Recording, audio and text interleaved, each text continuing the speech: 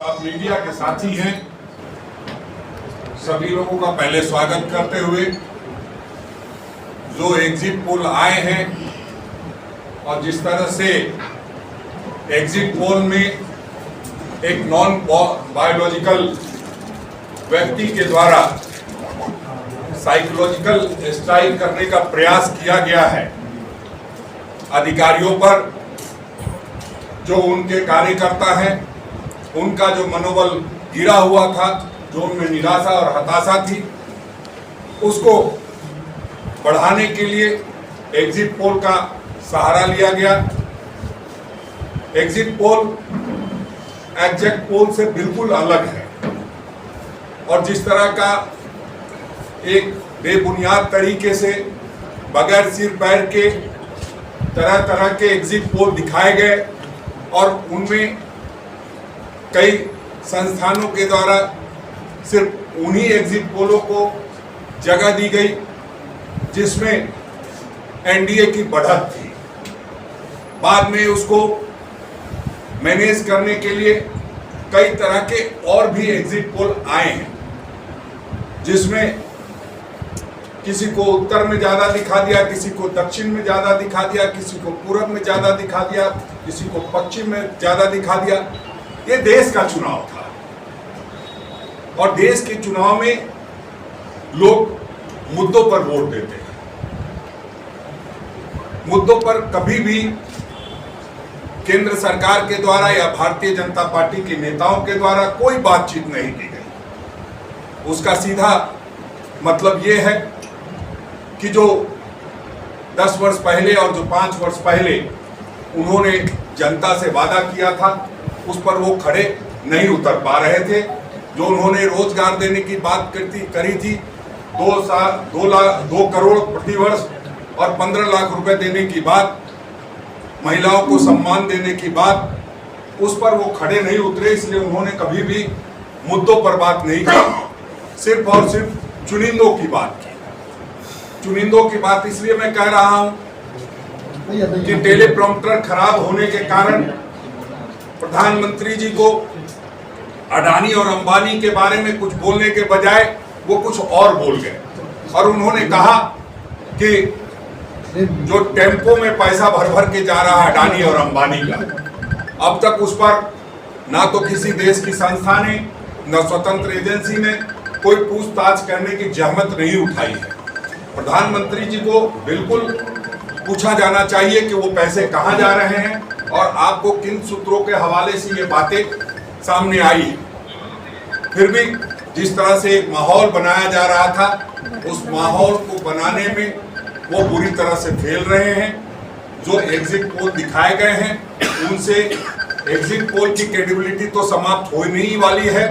जो मीडिया के घराने हैं उनको भी एक बार अपने बारे में पुनर्विचार करना पड़ेगा कि एग्जिट पोल वालों से संबंध रखना है, शेयर बाजार वालों से रखना है, कि भारतीय जनता पार्टी के कार्यकर्ताओं को मनोबल बढ़ाने के लिए काम करना है, कि जो एक व्यवस्था बनाई गई है उसके लिए काम करना है। पूरे देश में एक दबाव बनाने की कोशिश की गई अधिकारियों पर कि हमारे पक्ष में मतदान होने वाला है, इसलिए जैसा हम कहेंगे वैसा आप करेंगे। और पिछली बार आपने देखा है कि किस तरह से खूंटी में एक प्रयास किया गया था और 1400 वोटों से हराने का काम किया गया था। किस तरह से सारी चीजें हुई थी उस पर हम लोगों ने काफी संघर्ष किया। बावजूद आप जानते हैं एक बार जो चुनाव में फैसला हो जाता है उसको फिर बदलना काफी मुश्किल होता है। तारीख पे तारीख लगाई जाती है और परिणाम कुछ सामने नहीं आ पाता है। तो हम इतना ही कहना चाहेंगे कि जो हमारी तैयारी है, कल अखिल भारतीय कांग्रेस कमेटी के आदरणीय अध्यक्ष मल्लिकार्जुन खड़गे जी ने, हमारे नेता आदरणीय राहुल गांधी जी ने, संगठन महासचिव केसी वेणुगोपाल जी ने स्पष्ट रूप से निर्देश दिया है कि अंतिम क्षण तक हम सभी को जो मतगणना केंद्र पर रहेंगे वहां पूरी ताकत से डटे रहना है। जरा सी चूक हुई, आंख बंद, डिब्बा गायब। ये इस मामले में भारतीय जनता पार्टी मास्टर है।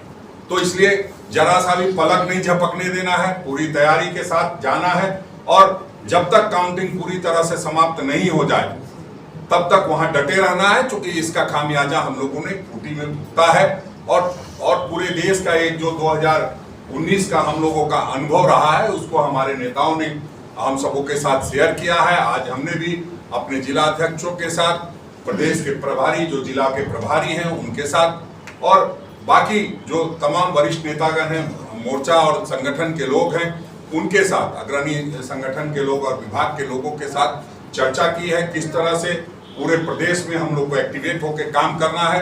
और जो राहुल गांधी जी ने कहा है कि नफरत के बाजार में मोहब्बत की दुकान खोलनी है, उस पर पूरी ताकत के साथ हम लोगों को अंतिम क्षण तक लगे रहना है।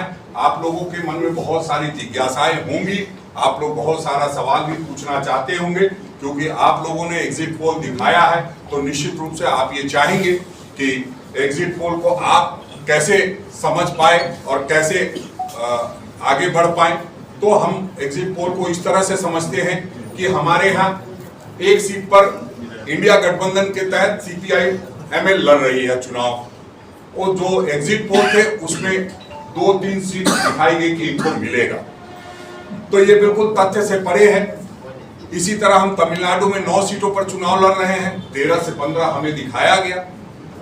तो कई बार ऐसा लगता है कि ये जो एग्जिट पोल था वो सिर्फ गुमराह करने के लिए था या किसी व्यक्ति विशेष या पार्टी विशेष को फायदा पहुंचाने के लिए, और पूरे देश का जो मूड है, जिस तरह से देश में बेरोजगारी बढ़ी है, जिस तरह से देश में भूखे लोगों की संख्या बढ़ी है, जो प्रधानमंत्री खुद से कहते हैं, हम नहीं कह रहे हैं, प्रधानमंत्री खुद से कहते हैं कि 80 करोड़ मुद्दे की बात नहीं है, उन्होंने हमेशा इसी तरह से बात की है।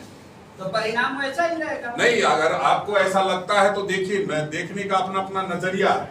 19 और 24 में क्या अंतर हुआ? 19 और 24 में ये अंतर हुआ है कि 80 करोड़ लोग अब सरकार के मुफ्त भोजन पर आश्रित हैं।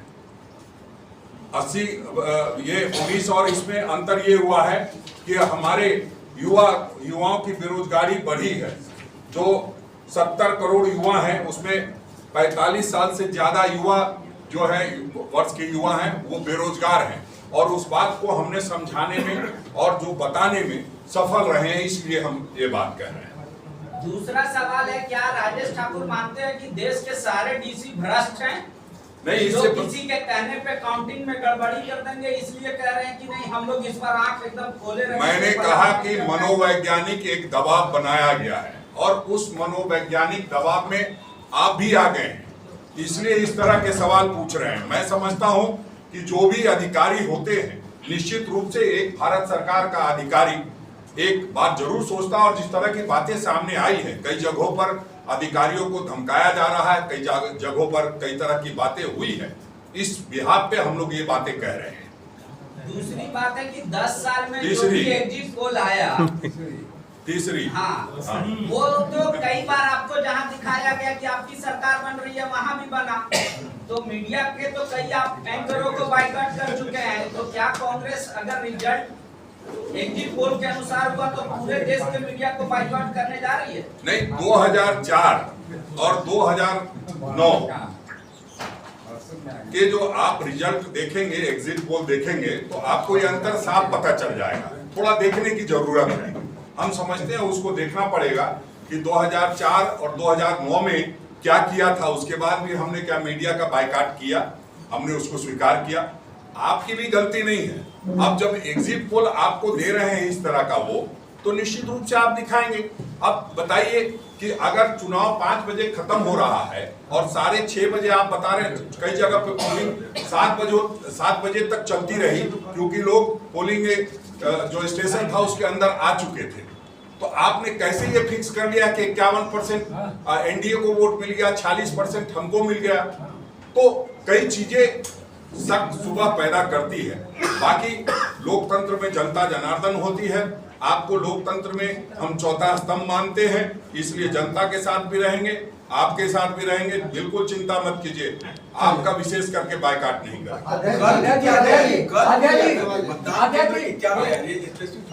देखिए, मतदान केंद्रों पर जो मतगणना केंद्रों पर हमारी पूरी तैयारी है। सभी जगह पे हमारे जो उम्मीदवार हैं और जो हमारे जिला अध्यक्ष हैं वो सभी जगहों पे ट्रेनिंग दी जा रही है। अभी भी हमारे प्रभारी आदरणीय गुलाम अहमद मीर साहब आए और सीधे वो 15 बाजार की ओर गए हैं, जहां पर हमारी ट्रेनिंग की व्यवस्था की गई है। जो लोग रांची लोकसभा संसदीय क्षेत्र के लिए इसी तरह की ट्रेनिंग गोड्डा में दी जा रही है, इसी तरह की गुमला में दी जा रही है। सभी स्टेशन पे जहां जो मुख्यालय है लोकसभा की गिनती का, वहां पर लोग आज शाम 4 बजे से ही पहुंच रहे हैं और कल रात तक वहीं रहेंगे। ये हमारी व्यवस्था है। अध्यक्ष जी, आप से लेकर राहुल गांधी तक, प्रियंका गांधी तक मीडिया पर सवाल उठाते हैं, लेकिन मीडिया के उन घरानों का नाम नहीं बताते हैं और नाम लेने से क्या डरते हैं? क्योंकि सारी मीडिया ने तो आपके साथ ऐसा नहीं किया है।